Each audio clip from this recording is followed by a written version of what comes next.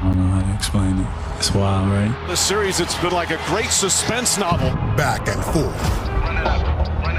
Up and down. This is part of the playoffs. There's extreme highs, extreme lows, a lot of emotion. And so far, it's all even. The Celtics just keep taking it to the Heat here in Game 4. This is an annihilation. Understand the assignment. You shouldn't have to get punched in the mouth to respond. Boston Celtics just mauling the Miami Heat. Let it hurt, let it sting, and move forward. Run it up, run it up, run it up. Come correct. Take control. I ain't been playing it safe, nah. I was just giving my all. I'm taking it there. Reverse with the left. What a shot by Tatum. I'm taking it there. I'm taking it there. It's a 7-game series for a reason. I take care of home court, Game 5. Nothing can stop me.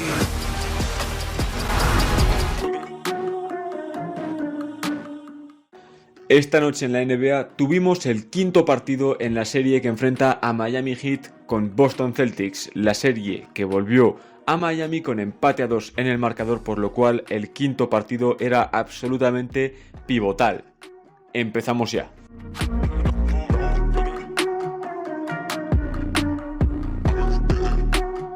El quinto partido de la serie entre el Heat y el Celtics es absolutamente pivotal, como dije ya, porque en más de 80% de las ocasiones el equipo que gana el quinto partido con la serie empatada a 2 antes de ese encuentro se termina llevando la serie, por lo cual altas probabilidades de que Boston Celtics, no creo que sea spoiler, se llevó el partido y quizás la eliminatoria. De hecho van a tener el sexto partido en casa, una oportunidad para cerrar la serie ante su público, pero el partido no estuvo siempre fácil, terminó siéndolo, pero fue complicado al principio, después de un buen inicio, eso sí, de Boston Celtics, que se puso por delante muy pronto en el marcador, con Miami Heat a los que les costaba muchísimo anotar, porque el quinteto de Boston defensivamente es una pesadilla, auténticamente una pesadilla, porque no hay mismatch, no hay jugador que digas voy a atacar a este jugador porque es el eslabón débil. ¿Cuál es el peor defensor del quinteto de Boston Celtics? ¿Jaylen Brown o Jason Tatum? Uno de los dos, y son buenos defensores, por lo cual no hay nada que se pueda atacar. Son todos jugadores relativamente altos. Marcus Smart es el más pequeño, que mide alrededor de 1,93, y aún así es un jugador súper físico que reemplaza los centímetros con intensidad y con un físico además muy rocoso, porque es 1,93 y tal, pero tiene la fuerza suficiente para aguantar a pivots, lo hemos visto en el pasado, o sea, es capaz de defender las 5 posiciones pese a su poca talla. Mientras que en el lado de Miami Heat sí que hay pequeñas rendijas, digamos, en la defensa. Max Strus es un jugador que se puede atacar. Duncan Robinson tuvo bastantes minutos y fue de lo mejor de Miami, pero defensivamente también se le puede buscar. Entonces es más complicado para Miami aguantar defensivamente. De todas formas, terminó poniéndose por delante Miami Heat a lo largo del primer cuarto, después de una mala racha de Boston Celtics. Y en el segundo incluso tuvieron ventajas, no de 10 puntos, no llegaron a eso, pero sí que estuvieron a punto de conseguirlas. Unos 6-7 puntos sí que tuvieron de ventaja. Boston consiguió volver en el partido, liderado por un muy buen Derrick White, que salió del banquillo y anotó sus 5 tiros en la primera mitad. Vale, 11 puntos fueron los que anotó en esa primera mitad de memoria. Creo que después anotó un poco más. Anotó 14 al final del partido, eso sí lo sé. Y creo que 3 de esos puntos llegaron en la segunda parte. De todas formas, Boston estaba muy mal ofensivamente en un momento dado. Jason Tatum había empezado muy mal, horroroso, de hecho.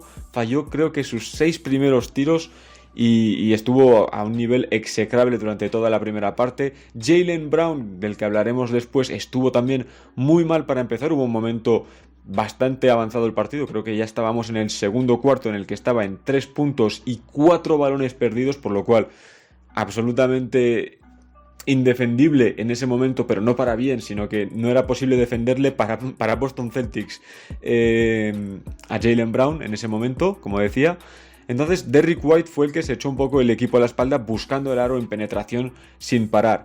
Mientras tanto, en Miami estaban con dificultades en el tiro exterior porque no fue una noche fácil, pero Bam Adebayo y Gabe Vincent estaban bastante bien. Sobre todo esas ventajas de Miami llegaron con Gabe Vincent en cancha entrando para suplir a Kyle Lowry. Después del descanso tuvimos el despertar de Jaylen Brown, que bueno, ya había anotado algún tirito al final del segundo cuarto, y en el tercero ya empezó a despertar del todo, y cuando por fin Boston Celtics tomó la ventaja con un muy buen Al Horford también. Después hablamos más de todos los jugadores que fueron importantes dentro del partido. Ya sabéis un poco cómo va el guión. De momento hacemos un poco el partido en sí, la fisionomía.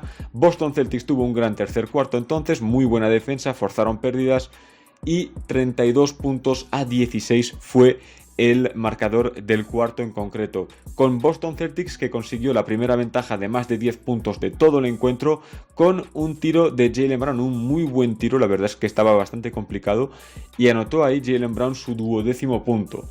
Jaylen Brown que terminó con 25 porque tuvo un último cuarto absolutamente enorme con 13 puntos, 3 triples incluidos, de los cuales 2 llegaron en posesiones consecutivas y pusieron a Boston Celtics 23 arriba. Ahí fue cuando el partido desde luego se rompió, ya Miami Heat quedó claro que no se lo iban a llevar, aunque después de esto sí que se acercaron un poco en el marcador, nada que diese miedo, nada que diese la sensación de que iban a remontar, de que iban a llevarse el partido con una actuación absolutamente épica, y finalmente el partido quedó en una diferencia de 13 puntos. Ahora os doy el resultado final, pero primero vamos a hablar un poco de jugadores individuales. Aparte de Jaylen Brown, que perdió 4 balones, pero son los 4 balones que perdió muy pronto en el partido y luego tuvo un partido bastante limpio, quitando eso, 25 puntos, de los cuales la gran mayoría llegaron en la segunda mitad, de hecho más de la mitad de sus puntos llegaron en el último cuarto,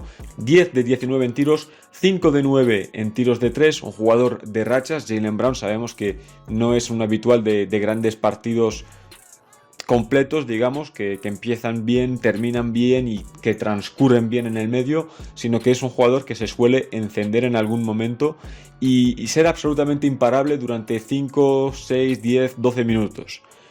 Luego Jason Tatum, hay que hablar de él también, muy mal en la primera parte, fallón, terminó en 7 de 20 en tiros, que si nos olvidamos de su mal inicio está bastante bien, anotó tiros importantes, de hecho creo que fue él quien puso por delante a Boston Celtics de memoria. Quizás me equivoque en esta ocasión porque no lo tengo claro del todo, pero bueno, muy buen partido de Tatum, pese a las 5 pérdidas, con 22 puntos, 12 rebotes y 9 asistencias, que encontró la forma de contribuir un poco en todos los apartados del juego.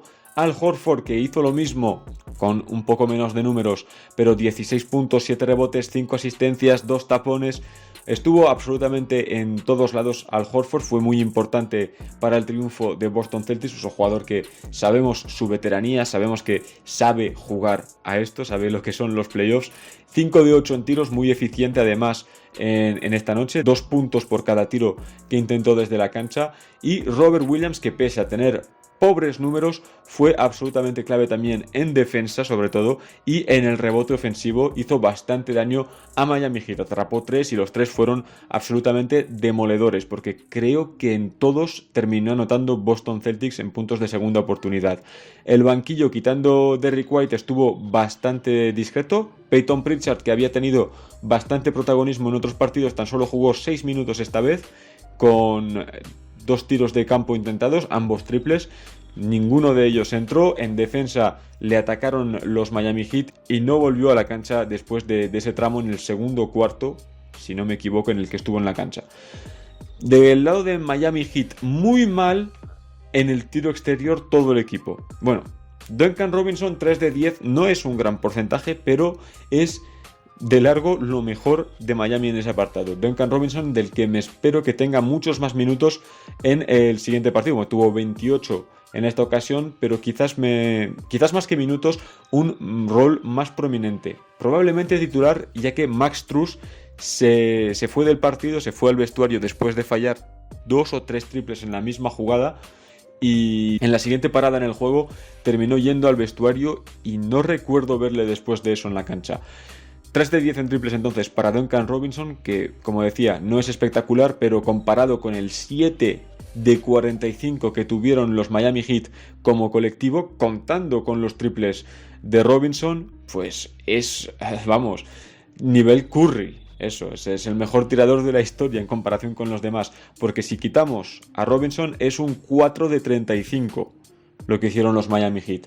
Vergonzosa actuación desde la línea de 3 que, si hubieran tirado bien, podrían haberse llevado el partido perfectamente. Pero ¿qué pasó? Gabe Vincent estuvo en 1 de 7 en triples, y Gabe Vincent, que en el próximo partido, si me preguntan a mí, debería ser titular porque lo hizo bastante mejor que Kyle Lowry, que se fue con un rosco tanto en puntos como en asistencias, perdió 3 balones y falló los 5 triples que intentó. Además intentó un tiro más de 2 que tampoco anotó. Max Strus, 0 de 9 en tiros, 0 de 7 en tiros de 3. Insalvable. Jimmy Butler y PJ Tucker, ambos en 1 de 5 en tiros de 3.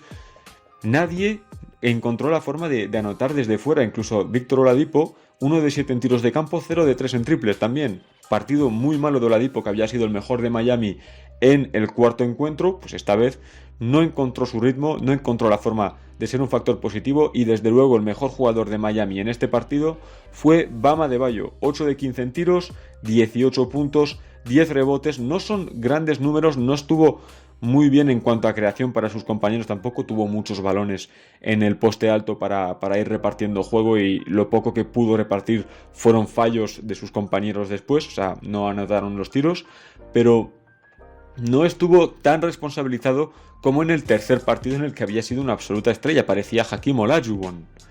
Pero ahora en esta ocasión pues no fue el caso, no fue responsabilizado hasta ese punto. Jimmy Butler estuvo muy mal desde que se lesionó en el tercer partido, bueno, desde que se fue al vestuario y no volvió en ese tercer partido al menos. Lleva muy malos porcentajes, 4 de 18 en tiros de campo, 1 de 5 como dije antes en triples, 13 puntos, más o menos execrable, de menos 15. El de Bam Adebayo es peor, de menos 23, pero creo que el caso de Adebayo se debe un poco a que el resto del equipo estaba muy mal cuando estaba él en cancha, en ese rato que estuvo él en cancha sin Jimmy Butler. En el caso de Boston Celtics, todos los jugadores que tuvieron minutos reales están con un más o menos positivo, el peor de todos siendo el de Derrick White, que es de más 8, por lo cual victoria lógica para los Celtics, que se llevaron el partido 80-93, ponen el 3-2 en la serie y tendrán la oportunidad de cerrar dicha serie